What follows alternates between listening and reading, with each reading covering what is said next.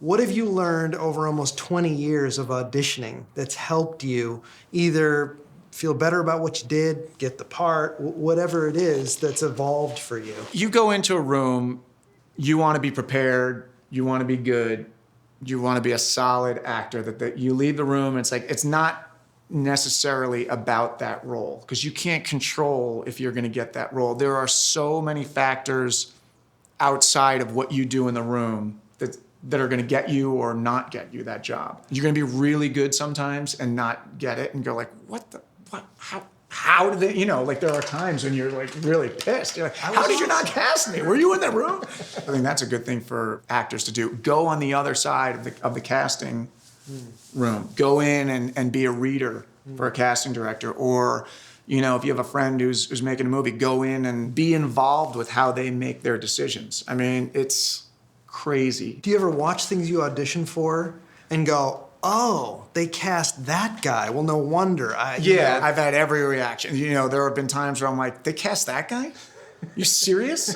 And then I've had where I'm like, wow, that guy's way better. I'm so glad they cast him. He's so much better for it than I am. Or you go, oh, they went in a completely different direction. The worst is when you see them cast someone that is exactly like you, and you're like, oh, so they just didn't like me.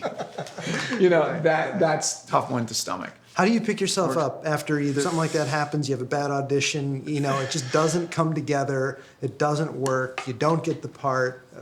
How do you handle that? If you really want the role, sometimes it's hard. It's a great project or it's a great thing, and you really think you could have brought something to it.